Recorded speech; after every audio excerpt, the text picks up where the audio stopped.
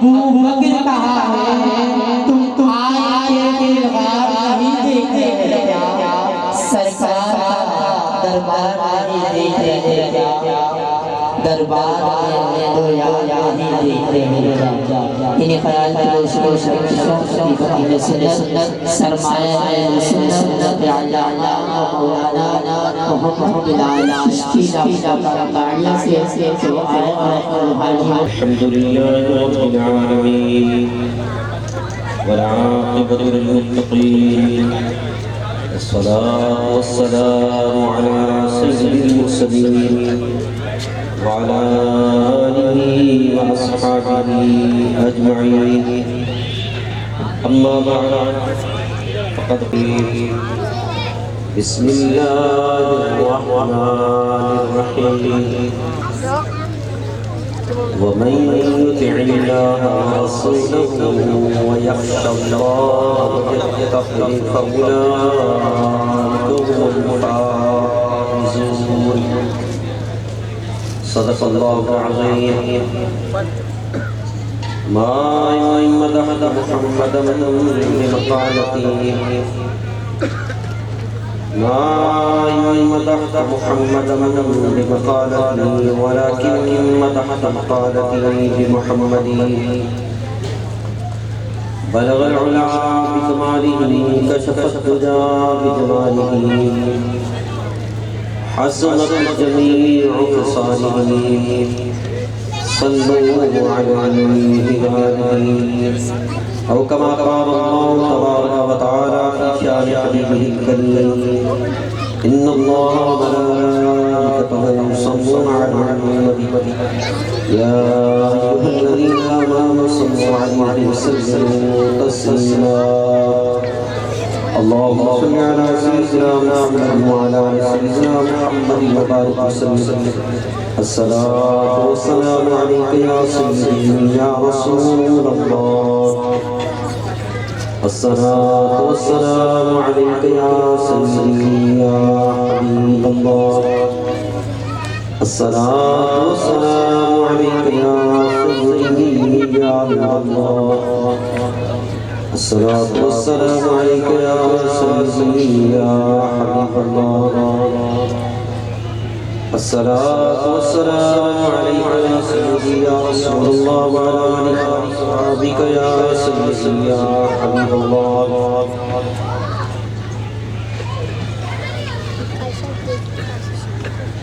لائق صلی احترام تبارک و تعالی کے فضل و کرم سے اس کی دی ہوئی توفیق سے اس کے محبوب بندے حضرت خواجہ غریب نواز رحمۃ اللہ تعالی علیہ 812ویں عرس کی اس سالانہ تقریب میں ہم اس جگہ حاضر ہیں۔ اللہ تبارک و تعالی ہم سب کی حاضری کو اپنی بارگاہ میں قبول فرمائے اور اللہ تعالی ہم سب کو حضور خواجہ غریب نواز رحمۃ اللہ علیہ کے فیضان کامل سے ہمارے قلوب کو منور فرمائے۔ حاضرین محترم، قرآن مجید فرقان حمید کی ایک آیت مقدسہ حضرات کے سامنے تلاوت کی ہے 18ویں پارے میں سے سورہ نور کی آیت نمبر 52۔ اس آیت کے تحت چند باتیں آپ حضرات کی گوش گزار کروں گا کہ چونکہ ہم ایک ایسی ہستی کہ عرس کی تقریب میں حاضر ہیں جو اس دنیا میں، بلکہ میں یہ کہوں تو بے جا نہیں ہوگا کہ اس خطے یعنی پاک و ہند میں ایک عظیم ہستی اور کامیاب ترین ہستی جن کی کاوشوں سے لاکھوں لوگوں نے اسلام قبول کیا اور اس خطۂ ارضی میں اسلام پھیلا اور آج تک ان کا فیض جاری و ساری ہے اور قیامت تک انشاءاللہ جاری و ساری رہے گا۔ حاضرین محترم، اس طرح کی خانقاہیں پہلے ہی سے اس بات کا اہتمام ہوتا ہے کہ آپ حضرات کو یہ بتلائیں کہ اللہ کے برگزیدہ بندوں نے اس خطہ ارضی میں کتنی محنتیں کی ہیں اور کس طرح اس دار فانی میں کامیابی کی زندگی بسر کی ہے، اور پھر ان کا جو ہم عرس مناتے ہیں یہ کیوں مناتے ہیں۔ یہ چند باتیں ہیں جو آپ حضرات کے گوش گزار کرنی ہے۔ میں نے آیت مقدسہ تلاوت کی ہے 18واں پارہ سورہ نور کی آیت نمبر 52۔ اللہ جل مجدہ نے ارشاد فرمایا وَمَن يُطِعِ اللَّهَ وَرَسُولَهُ، فرمایا جو شخص اللہ تعالیٰ کی فرمانبرداری کرتا رہا اور اس کے رسول صلی اللہ علیہ وسلم کی فرمانبرداری کرتا رہا، وَيَخْشَ اللَّهَ، اور اللہ تعالیٰ سے ڈرتا رہا، وَيَتَّقِهِ، اور اللہ تعالیٰ کی نافرمانی سے بچتا رہا، فَأُولَٰئِكَ هُمُ الْفَائِزُونَ، فرمایا یہی وہ خوش نصیب لوگ ہیں جو کامیاب ہیں۔ حاضرین محترم، یوں تو قرآن مجید کی ایک آیت مقدسہ اس میں علم و معنی کے سمندر سوئے ہوئے ہیں، جس کو بھی آپ غور سے پڑھیں گے دنیا اور آخرت کو وہ حاوی ہے، اور اسے پڑھ کر آپ عمل کریں گے دنیا اور آخرت کی کامیابی ہے۔ میں اس ضمن میں ایک دو واقعے آپ حضرات کے گوش گزار کروں گا کہ کامیابی زندگی کی کامیابی کن اصولوں میں ہے۔ ان ساری چیزوں کو اس آیت مقدسہ میں بیان کر دیا گیا ہے۔ موٹی موٹی باتیں سمجھ لیں، اللہ اور اس کے رسول کی فرمانبرداری اور اللہ تعالی کی بارگاہ میں حاضری اور اپنے حساب و کتاب کے حوالے سے خوف اور اللہ تعالیٰ کی نافرمانی سے بچتے رہنا، یہ کامیابی کے اصول اس آیت کریمہ میں بیان کیے گئے ہیں۔ الحمدللہ ہم قرآن مجید پڑھتے ہیں، سمجھتے ہیں، پھر عمل کی کوشش کرتے ہیں۔ جو شخص بھی قرآن مجید پڑھ کر سمجھ کر عمل کرتا ہے وہی کامیاب ترین شخص ہے۔ جن ہستیوں نے قرآن مجید سمجھا، عمل کیا اور کامیابی کی زندگی گزار کے گئے، پھر وہ 1000 سال ہو گئے یا 1000 سال ہونے کو ہیں، آج تک ان کی کامیابی کے ڈنکے بج رہے ہیں۔ جس طرح ہم حضور خواجہ غریب نواز کے اس عرس کی تقریب میں شامل ہیں، تو یہی بات ہے کہ یہ ان کی زندگی کی کامیابی کو ہم بیان کر رہے ہیں۔ وہ کامیابی وہ اس آیت میں چند اصول بیان کر دیے گئے ہیں۔ حاضرین محترم، ایک واقعہ عرض کرتا ہوں۔ سیدنا فاروق اعظم رضی اللہ تعالیٰ عنہ کا دور خلافت تھا۔ آپ جانتے ہیں کہ حضور علیہ السلام کے وصال بارکمال کے بعد متفقہ طور پر سیدنا صدیق اکبر رضی اللہ تعالیٰ عنہ خلیفہ چنے گئے۔ 2 سال چند ماہ آپ نے خلافت چلائی اور آپ نے اپنے وصال سے چند دن پہلے آپ نے سیدنا فاروق اعظم رضی اللہ تعالیٰ عنہ کو اپنا خلیفہ یعنی جانشین مقرر فرمایا۔ پھر حضرت فاروق اعظم رضی اللہ تعالیٰ عنہ کا دور خلافت میں اسلام کو بہت فتوحات نصیب ہوئی. یعنی اگر میں یہ کہوں تو بے جا نہیں ہوگا. جتنی فتوحات حضرت سیدنا فاروق اعظم رضی اللہ تعالی عنہ کے دور خلافت میں ملی، بڑی بڑی سپر پاور طاقتیں بھی وہ بھی اسلامی مملکت میں شامل ہو گئی، ساری فتح ہو گئی. تو حضرت فاروق اعظم رضی اللہ تعالیٰ عنہ کا دور خلافت تھا. سیدنا فاروق اعظم رضی اللہ تعالیٰ عنہ مسجد نبوی میں تشریف فرما تھے، مسجد نبوی کے صحن میں کھڑے تھے. ذرا اپنے آپ کو تصور میں لے جائیں، وہ مسجد نبوی اس زمانے کی جو چھڑیاں کی چھت ہے، شہدی رہن کھجور دے، دیہی ہے دنیا جلوے حضور دے.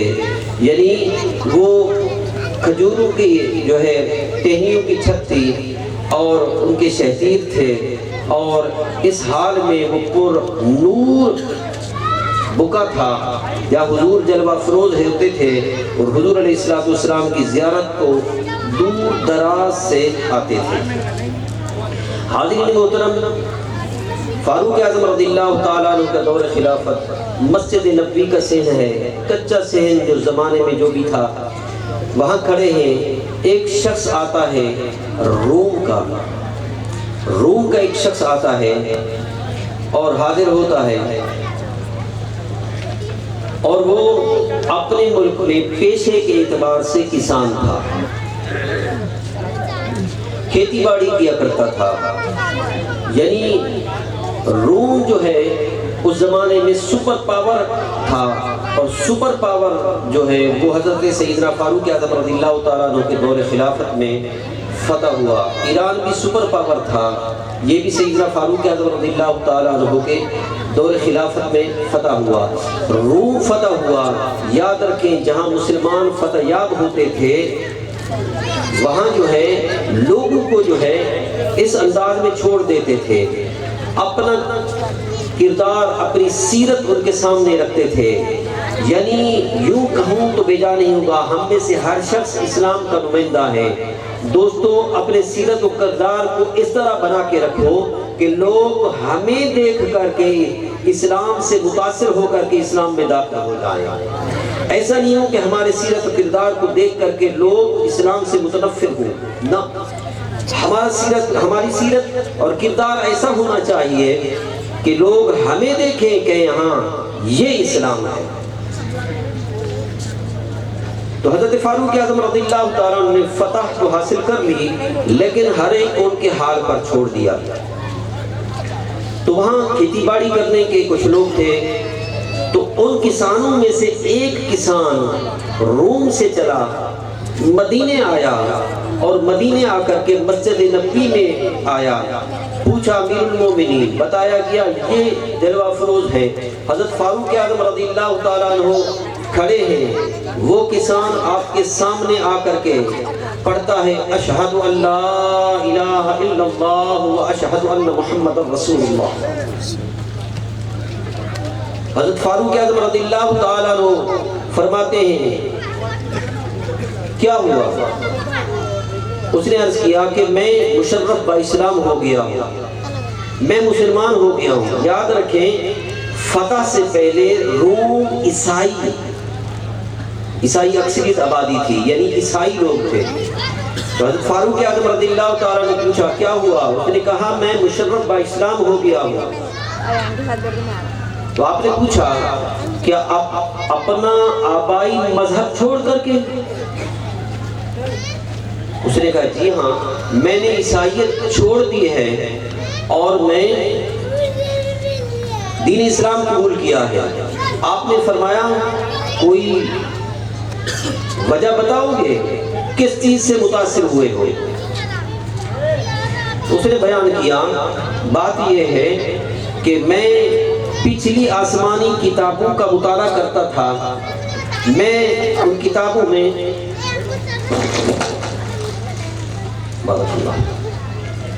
میں ان کتابوں میں پڑھتا تھا، انبیاء علیہ السلام کی سیرتوں کی اسٹڈی کرتا تھا، انبیاء علیہ السلام کی تعلیمات کو پڑھتا تھا، انبیاء علیہ السلام کی سیرت کردار کو پڑھتا تھا، ان کے اخلاقیات کو پڑھتا تھا۔ میں پچھلی سماوی کتب کا ایک طرح کا عالم ہوں، اور میں نے ایک مسلمان قیدی کو ایک آیت پڑھتے ہوئے سنا ہے، بس وہ آیت سنی ہے میں مسلمان ہو گیا۔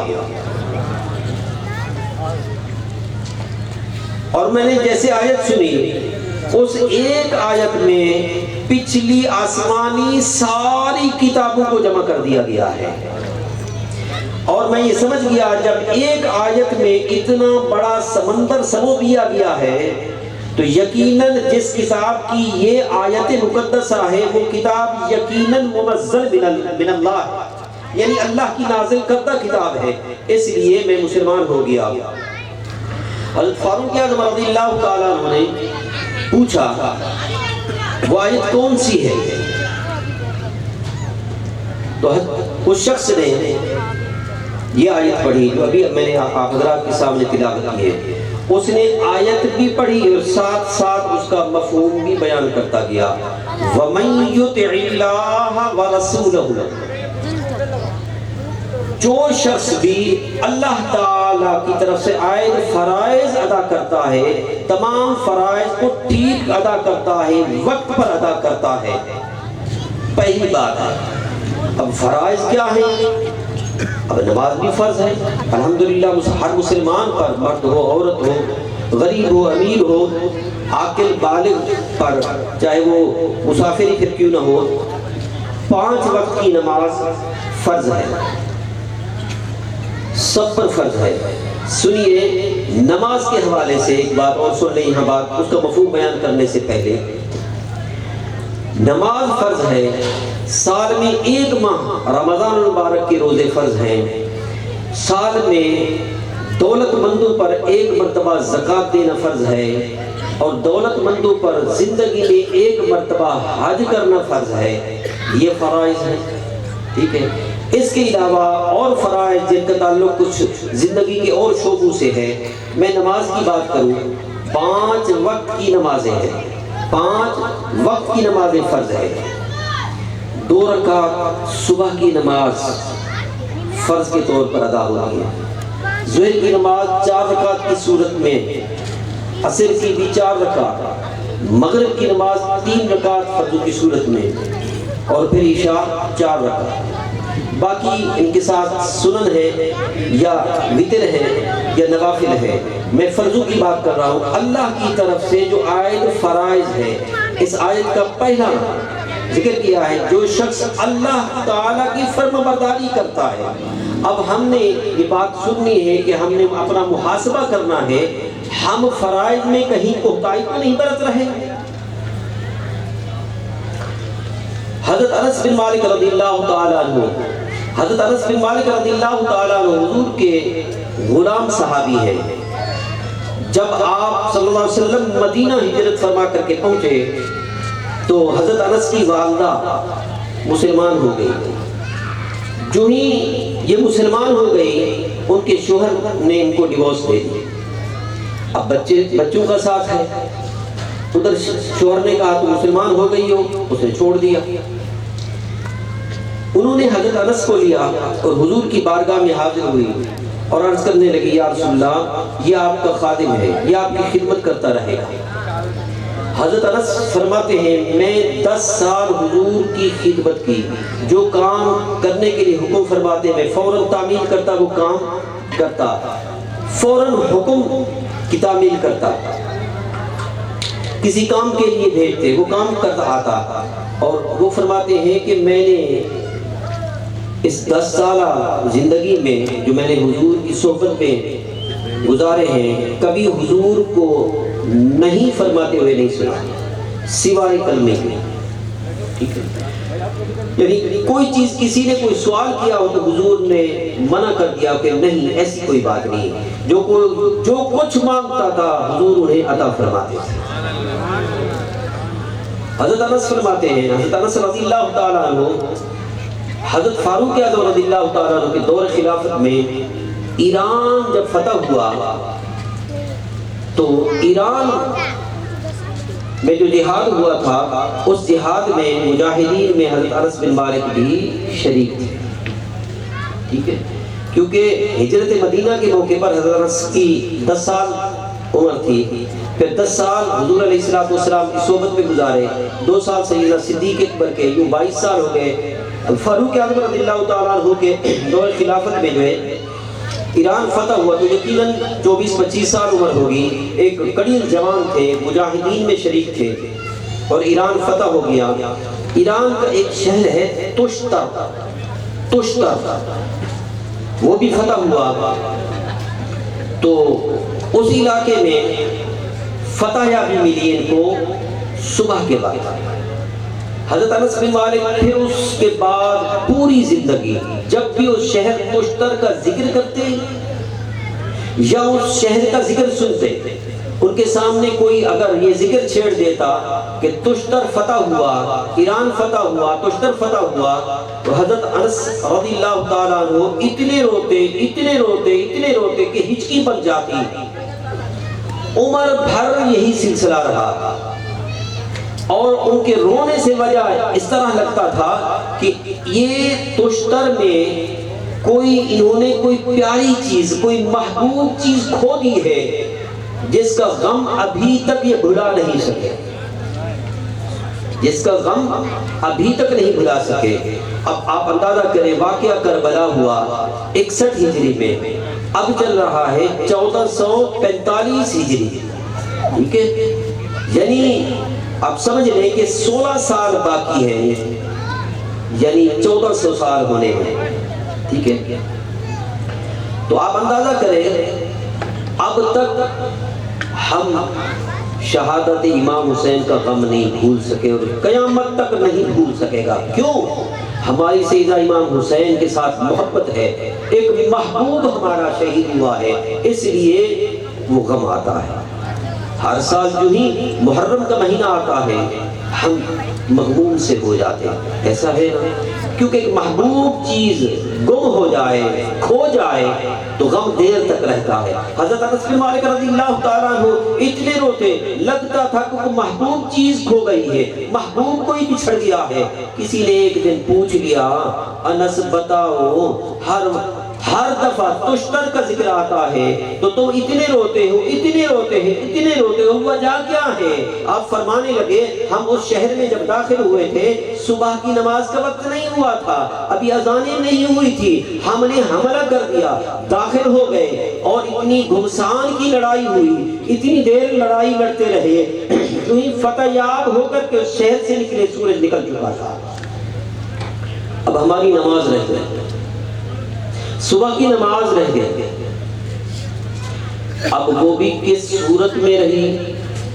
جہاد کی صورت میں رہی۔ اللہ کی طرف سے آئے، وہ بھی ایک فریضہ تھا، ایک فریضے کی ادائیگی کی حالت میں وہ رہ گئی۔ سورج نکل گیا، نماز قضا ہو گئی، فرماتے ہیں مجھے اس ایک صبح کی نماز قضا ہونے کا دکھ اتنا ہے کہ ابھی تک نہیں بھول سکا۔ کبھی ہم نے سوچا ہے کہ ہماری ہر روز صبح کی نماز قضا ہوتی ہے، صبح تو کجا کوئی شاید ایک نماز وقت پہ ہم ادا کر سکتے ہو، کبھی سوچا ہے؟ ان ہستیوں کے نام لیوائے ہم، ایک نماز قضا ہوئی زندگی میں، ایک، وہ بھی صبح کی نماز سے، اور عمر بھر اس کی قضا ہونے کا غم نہیں بھول سکے، اور ہر دفعہ اس کا ذکر آتا تھا تو رو پڑتے تھے۔ ہم نے کبھی کوئی نماز چھوٹی ہو، یعنی قضا ہو گئی ہو کسی مصروفیت کی وجہ سے، ہم میں سے کوئی شخص، مجھ سمیت کوئی شخص ہاتھ کھڑا کر کے نہیں بتا سکتا کہ ہماری آنکھوں سے آنسو بہہ نکلے، کبھی تو ہوا تھا۔ تو کیا ہم کامل طور پر اللہ کے فرما بردار ہیں؟ جو کامیابی کا پہلا رہنما اصول جو دیا گیا وہ یہ تھا، وَمَن يُطِعِ اللَّهَ، جو شخص اللہ تعالیٰ کا فرما بردار ہے۔ ہمیں 1000 روپے کا نوٹ گم ہو جائے نا، پھر جو کیفیت بنتی ہے آپ ان سے پوچھو۔ 5000 کا گم ہو جائے تو پھر آنسو تھمنے کو نہیں آتے، جی نماز کی فکر کرو دوستو، یہ دنیا ہے یہ یہیں رہ جائے گی، نماز کی فکر کرو۔ اور نماز فجر کی، حضرت انس فرماتے ہیں کہ کوئی شخص مجھے ساری دنیا کا مال و متاع دے دے اس شرط پر کہ میری ایک نماز رہ جائے، یوں نہیں کہ چھوڑ دو، نہیں، رہ جائے، تو اس کی ساری دنیا کے مال و متاع بھی مجھے خوشی نہیں دے سکتے کہ ایک میری نماز جو رہی ہے یا رہ جائے اس کا میں غم بھلا سکتا۔ حاضرین محترم، وہی ہستیاں تھے، وہی ہستیاں جو کامیاب ہوتے تھے۔ تو اس شخص نے، حضور علیہ السلام نے ارشاد فرمایا، جو شخص فجر کی نماز وقت پر ادا کرتا ہے اللہ اس شخص کو اپنے ذمہ کرم میں لے لیتا ہے۔ اب جس شخص کو اللہ اپنے ذمہ کرم میں لے لے تو اس کا دن پھر کیسے گزرتا ہوگا، اس کی روزی کس طرح وسیع ہوتی ہوگی، اس پر کرم نوازیاں کتنی ہوتی ہوں گی، اس کی زندگی کتنی برکت والی ہو جاتی ہے۔ صبح کی نماز کی ادائیگی کی بات ہے، جو پانچوں نمازیں ادا کرتا ہے پھر اللہ کی کرم نوازی کا عالم کیا ہوتا ہوگا۔ حاضرین محترم، میں عرض کر رہا تھا وہ کسان حضرت فاروق اعظم رضی اللہ تعالیٰ عنہ کی خدمت میں کھڑا، کلمہ پڑھا، وجہ پوچھی فاروق اعظم رضی اللہ تعالیٰ عنہ، انہوں نے کہا جی وجہ یہ ہے کہ ایک مسلمان قیدی تھا، قرآن کی تلاوت کر رہا تھا، ان کی تلاوت میں ایک آیت کی تلاوت کی آواز میرے کانوں میں پڑی اور اس آیت میں پچھلی تمام آسمانی کتابوں کو جمع کر دیا گیا ہے۔ آپ پوچھتے ہیں کون سی آیت ہے؟ فاروق اعظم رضی اللہ تعالیٰ عنہ پوچھے کون سی آیت؟ اب وہ کسان بتاتا ہے، آیت پڑھتا ہے، ساتھ مفہوم بیان کرتا ہے، کہتا ہے اللہ تعالیٰ نے فرمایا ہے وَمَن يُطِعِ اللَّهَ، جو اللہ کی طرف سے عائد فرائض ادا کرتا ہے، اللہ کی فرما برداری کرتا ہے، وَرَسُولَهُ، اور رسول اللہ صلی اللہ علیہ وسلم کی سنتوں پر عمل کرتا ہے۔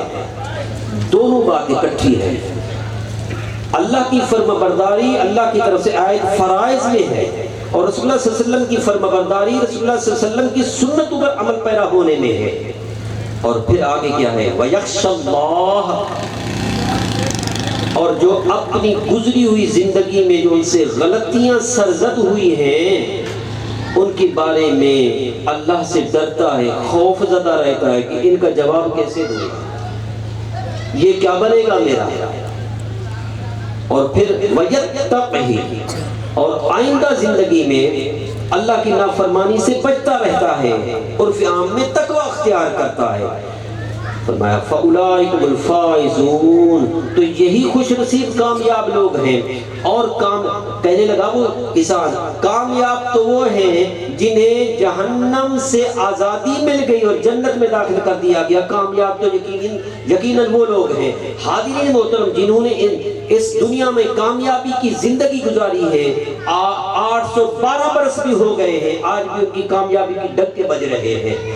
یہ کامیابی یہ پتہ کیسے چلتا ہے کسی شخص کو یہ کیسے پتہ چلتا ہے کہ میری زندگی کامیابی سے ہمکنار ہو گئی ہے؟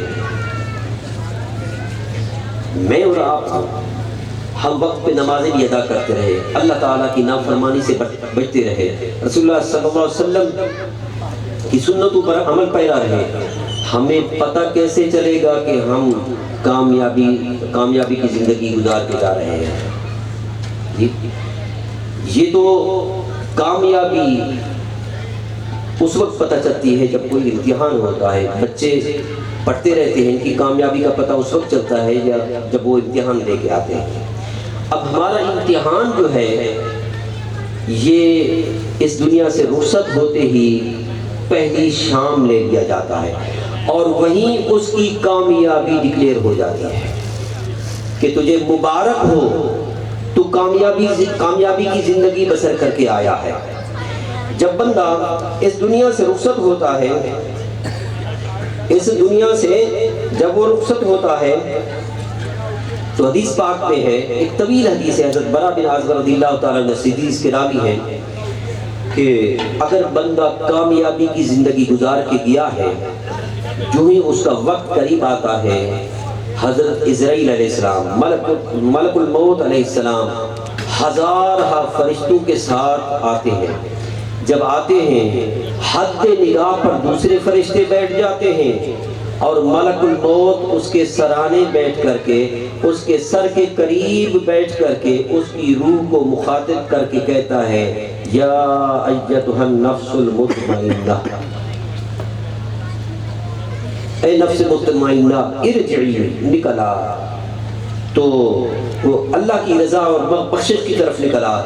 اس انداز میں اس کی روح نکلتی ہے، پھر اس کو اچھے کپڑے میں لپیٹ کر کے اللہ کی بارگاہ میں پیش کیا جاتا ہے. اب کامیابی کی بات کر لوں کہ جب اسے قبر میں دفن کر دیا جاتا ہے تو جب ہی وہ دفن ہو جاتا ہے، حضور علیہ السلام نے فرمایا وَيَأْتِيهِ مَلَكَانِ، اس کے پاس دو فرشتے آتے ہیں.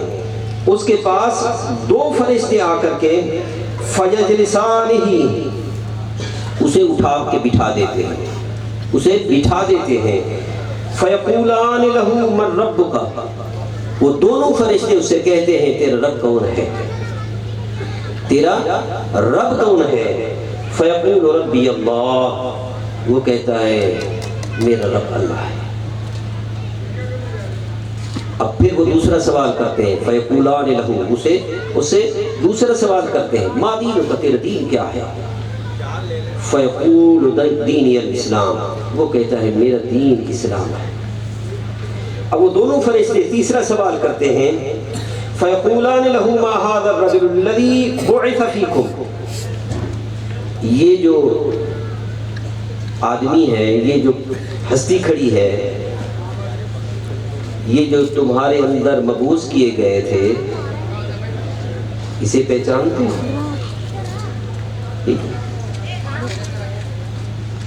تو بعض لوگوں نے کہا کہ حضور کی شبیہ دکھائی جاتی ہے. نہیں، ایسا نہیں ہے.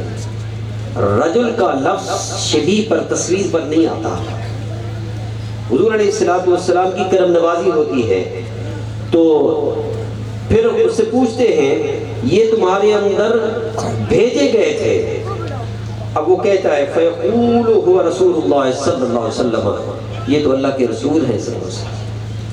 اب وہ پھر وہ دونوں فرشتے کا کہتے ہیں فیقولان لہو، اسے دونوں فرشتے پھر پوچھتے ہیں وما علمک، تجھے کیسے پتہ چلا، تجھے کس نے سکھایا یہ اللہ کے رسول ہے. تو وہ کہتے ہیں فیقول قرأت کتاب اللہ، میں قرآن پڑھا کرتا تھا. یارو ہر روز قرآن پڑھنے کی اپنی عادت ڈالو. ایک رکوع پڑھا کرو، ترجمہ اٹھا لو، اعلیٰ حضرت کا ترجمہ، کسی سنی عالم کا ترجمہ اٹھا لو. ایک آیت پڑھو، اس کو ترجمہ پڑھو، پھر اس پہ تھوڑی دیر کے لیے غور کرو، پھر اگلی آیت پڑھو، ترجمہ پڑھو، غور کرو.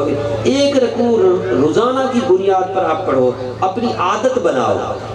وہ شخص، کامیاب شخص کہتا ہے میں اللہ کی کتاب پڑھتا تھا، فآمنت بہ، پھر میں اس پر ایمان لایا، وصدقت،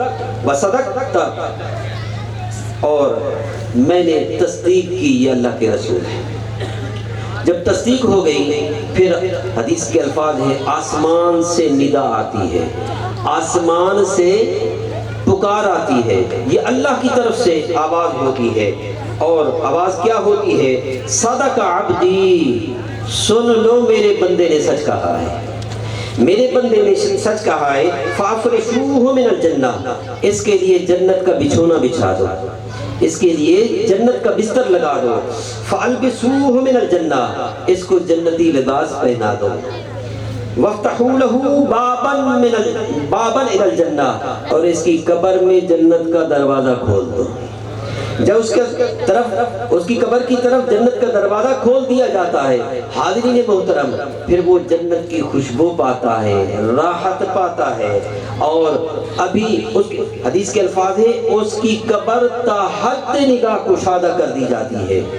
پھر ایک شخص آتا ہے اچھی صورت والا، اچھے لباس والا، اچھی خوشبو والا، اس کے پاس آتا ہے اور آ کر کے اسے مبارکباد دیتا ہے، مبارک ہو تو کامیاب ہے. تو تمہیں کامیابی مل گئی ہے، فاولئک هم الفائزون، رب نے فرمایا نا یہ لوگ کامیاب ہیں۔ وہ شخص آ کر کے مبارکبادی دیتا ہے، اچھی شکل، اچھا لباس، اچھی خوشبو میں آتا ہے اور کہتا ہے مبارک ہو اس چیز کی جو تمہیں خوشی دے۔ تو کہتا ہے یہ تیرا دن ہے، یہ تیرا وہ دن ہے جس کا تیرے ساتھ وعدہ کیا جاتا تھا۔ اب بندہ عرض کرتا ہے آنے والا تو ہے کون؟ مجھے جو مبارکبادی اور کامیابی کی مبارکبادی دے رہا ہے تو ہے کون؟ وہ کہتا ہے میں تیرا نیک عمل ہوں، وہ کہتا ہے میں تیرا نیک عمل ہوں۔ تو حاضرین محترم، یہ جو نیک عمل ہوتا ہے یہ وہاں ایک شکل و صورت دھار کر کے آتا ہے، اور اس دنیا میں ہم جب نیک عمل کر کے جاتے ہیں، اللہ تعالیٰ کی فرما برداری کر کے، رسول اللہ صلی اللہ علیہ وسلم کی فرما برداری والی زندگی گزار کے اور اپنی غلطیوں پر نادم ہو کر کے خدا سے خوف زدہ رہتے ہیں اور تقوی اختیار کر کے جاتے ہیں، تو اللہ فرماتا ہے فاولئک هم الفائزون، یہی کامیابی کی جو ہے زندگی بسر کر کے جاتے ہیں۔